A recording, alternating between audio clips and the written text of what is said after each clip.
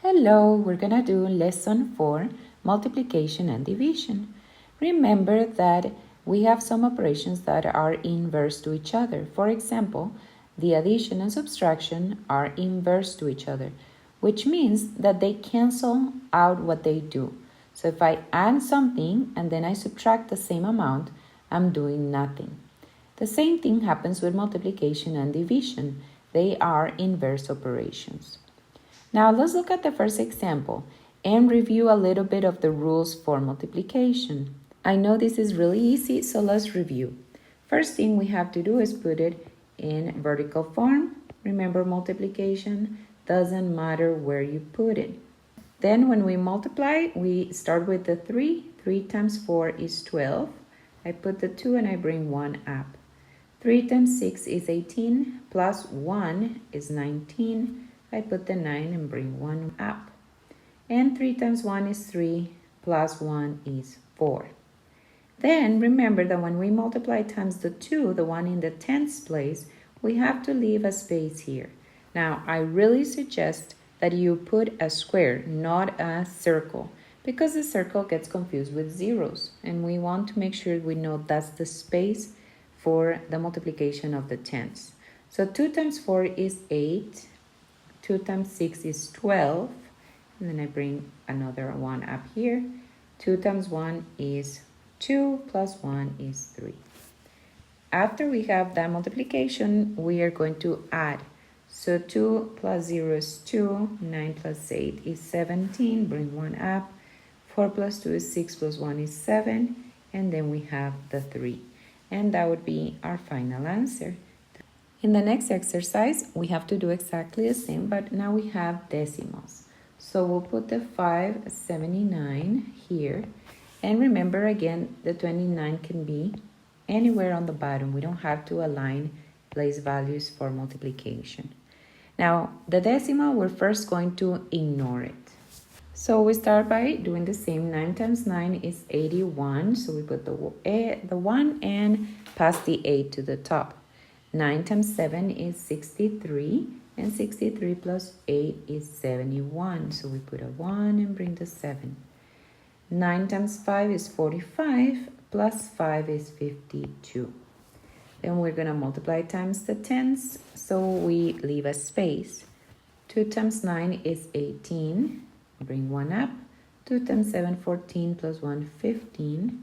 And 2 times 5, 10, plus 1, 11. And then we add. When we add, we get that number. But now we have to remember we had a decimal. And so we count how many decimal spaces we have. Since we have 2, then we bring the decimal point to 2 decimal places, and we put it right here. So the answer is 167 and 91 hundredths. And that's it.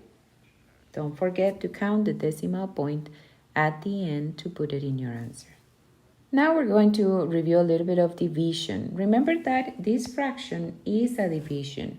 What we're saying is that we're dividing $13.70 divided by 5. You can say divided by 5 people, 5 bags, whatever you want to say. Now, before we pass that into our regular way of dividing, I want to remind you that the number inside of the little square thing is the dividend, and that's the one being divided. Then the one on the outside is the divisor, that's the one dividing. And our answer, or how many times the divisor fits into the dividend, is the quotient. So let's remember how we do that. We put the 1370 here, and the 5, which is the one dividing, is the divisor, and it's on the outside. Now, when you see a decimal, you have to remember, is it okay to have a decimal in the dividend? And the answer is yes. The problem is when we have decimals here on the divisor. But in this case, we don't, so we don't have to worry.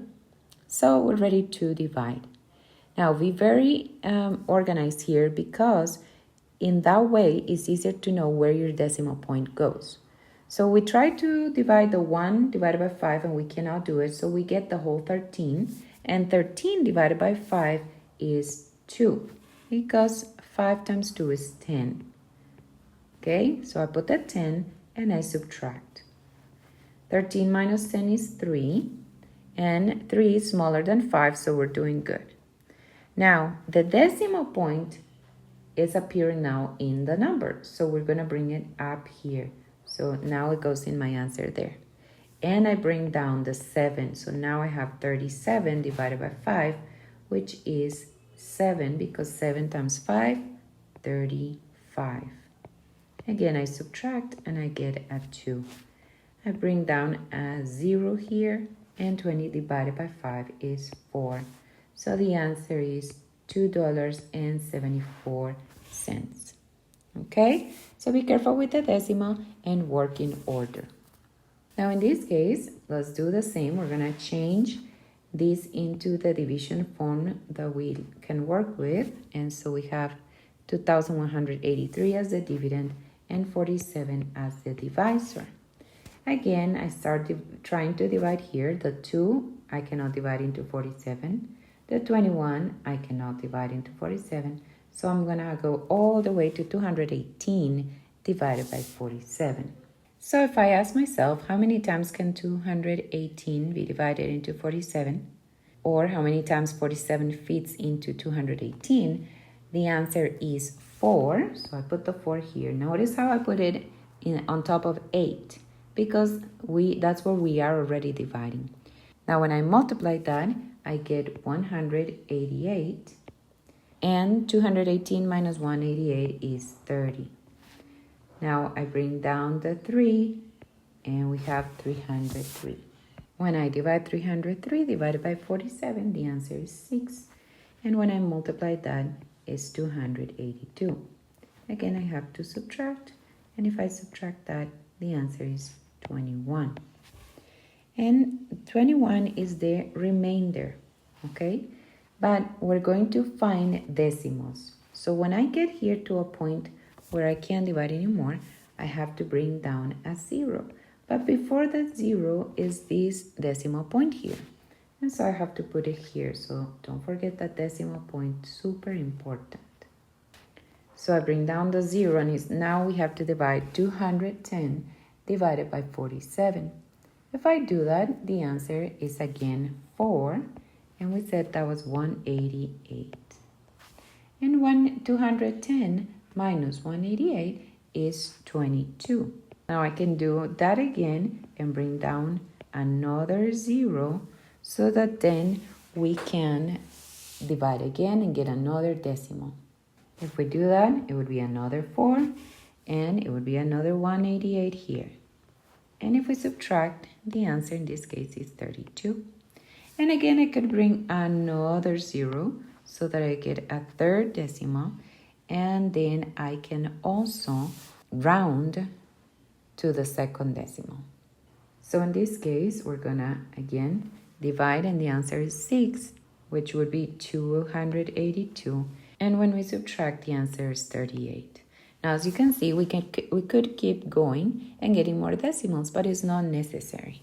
Now, we haven't reviewed rounding, but I'm sure all of you know how to round. So if we want to round to 2 decimals, I put the 46, which is my whole number, and then the 6 rounds the 4 to a 5. So it's 46 and 45 hundredths. And that would be our final answer. Now, in this lesson, they also want to help us remember how do we solve these kind of equations when we have multiplication or division. What we have to remember with multiplication and division patterns is that we have 2 factors that give us a result or a product. Now, these 2 together give me the answer. And that's what's happening here. So what I have to notice here is that 12 times n gives me 168. So how do I know what is that other factor? Well, I have to divide 168 divided by 12. Okay, now here's an important moment to show process versus calculation. The process would be to show that in order to find n, I have to divide 168 divided by 12. Okay, another way of thinking this is that if the 12 is multiplying, and I want to pass it to the other side of the equation, I have to divide by 12. This here is the calculation. You can do it on your mind or in another piece of paper. So it's not super important to show it in your notebook, but it is important to show your process. Okay, so if I divide 168 divided by 12, the answer is going to be 14. So the value or the answer for n is 14.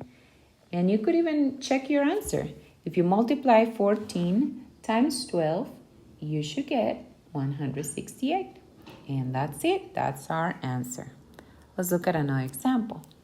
In this case, it's a division. 64 divided by a number gives me 4. So if we had to find here what are the two factors, the two factors are a and 4. These two together give me the answer 64. Okay, so I'm going to write it here. If I multiply 4 times a, I get 64. But I want to find what is the value of a. So what I actually need to do is just switch places here and divide 64 divided by 4, and that is a. Now again, that's the process. This calculation I'm doing here on the right is optional. You can do it in your mind. But if we divide that, then I'm going to have here 16 would be the value of a. And that's it. Again, you can check your answer by dividing 64 divided by 16, and the answer is 4, so we did it correctly. Let's see this other one. If you notice, this is very similar, but in this case, they're giving you both of the factors. 3 and 15 are factors, and b is our total number, the product. So actually, that 3 that is dividing can go to multiply, and in that way, we can find what is that b. And b is 45. Now again, that's our final answer, but I can always check my answer. How do I check? I change in the equation 45 divided by 3 equals 15. So that's correct. We did it correctly. That's it. That's our lesson. I know several examples, but they were all very important. Make sure you remember all that we reviewed today. And if you have any questions, watch the video again. Okay, go do your practice, and I'll see you in the next video.